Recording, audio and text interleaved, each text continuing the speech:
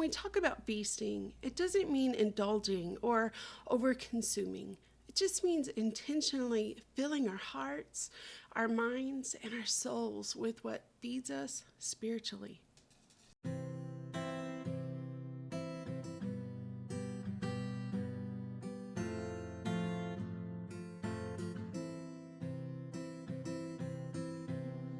Hey there, figs, and welcome to Beneath the Fig Tree. I'm Rose, and I am so glad you're here, like really a lot. And can I tell you something? We all know that Bible reading and prayer are important. In fact, they're non-negotiable. But I also think that there's so much more to a great devotional life than the, quote, perfect quiet time that we've all been taught about. I want to give you permission to lay down all the guilt and the shame about what your devotional life looks like now compared to what you think it should look like.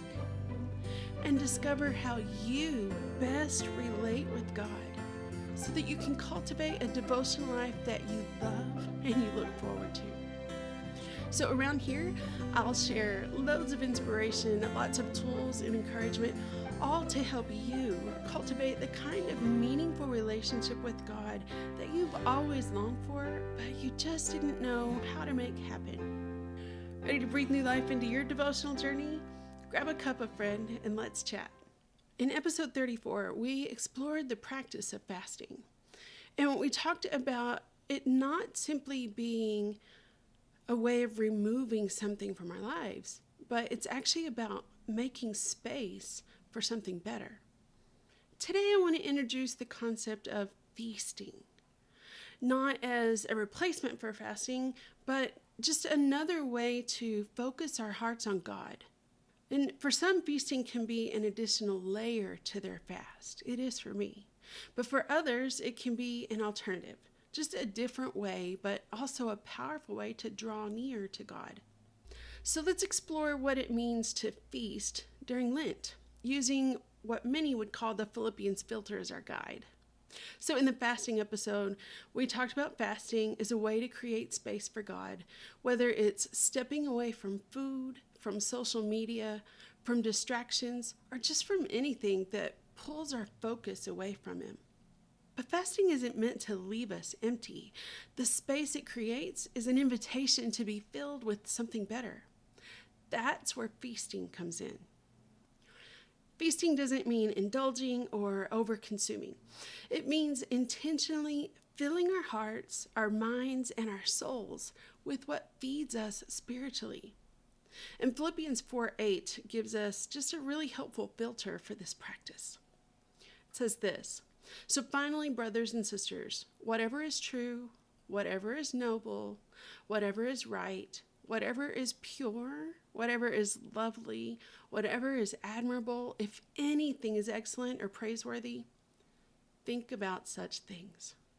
In this verse, Paul gives us a clear picture of what we're invited to feast on: God's truth, His goodness, and His beauty.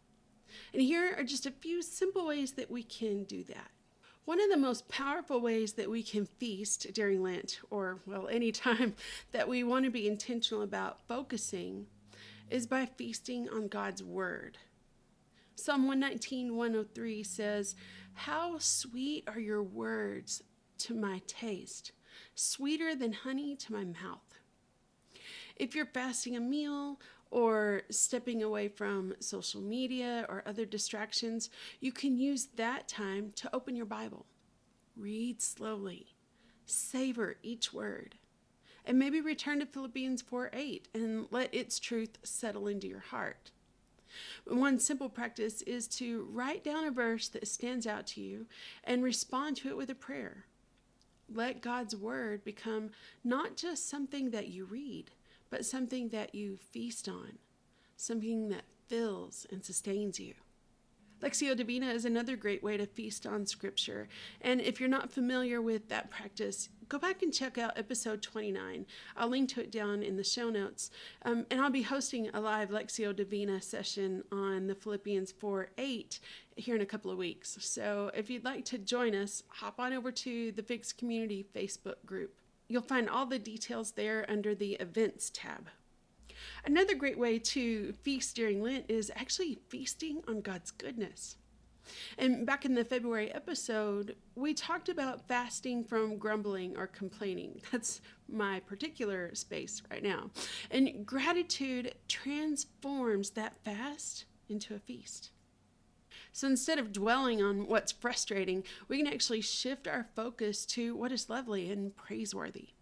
And this doesn't mean that we're ignoring the hard things, but it does mean that we're choosing to look for God's goodness even in the midst of them. So one simple practice is to keep a gratitude journal during your fasting feasting. Each day, just write down, 3 things that reflect on God's kindness in your life that day. Maybe it's a moment of peace or an answered prayer or just an amazing sunset. Feasting on gratitude shifts our perspective from lack to abundance. Living from a place of gratitude can actually completely transform your life. And I have lots of resources for cultivating gratitude, and I'll link to those down in the show notes too. Another way that we can feast during Lent or anytime is by feasting on rest. Not just physical rest, but soul, deep rest in God's presence. Exodus 33:14 says, "The Lord replied, 'My presence will go with you, and I will give you rest.'" We often fill our days with busyness and striving or distractions. But when we intentionally fast from hustle and overcommitment, we create space to feast on rest, on stillness with God. So a simple practice here would be to set aside just a few moments each day to simply be with God. No agenda, no to-do list, just a pause to breathe, to pray, and to settle into His presence. Even 5 minutes of quiet reflection can become a sacred fast. And if you're looking for some practical ways to cultivate this kind of soul rest, I've shared some of my favorite ideas in the Scripture Cultivations for this month. So I'll link to those in the show notes too. Whether you're in a season of fasting, seeking fresh ways to connect with God, or just simply longing for more of His presence, feasting is an invitation that's always open. It's about choosing to fill your heart and your mind with what is good and true and life-giving, no matter what time of year it is. Maybe for you, fasting and feasting will go hand in hand. Letting go of something that distracts in order to take in something better. Or maybe feasting will be your focus right now. Just intentionally seeking out the beauty, the truth, and the goodness of God in the everyday. Either way, my prayer is that as you open your Bible, as you pause in gratitude, as you rest in His presence, that you'll sense the richness of His love, filling the space that you've made for Him.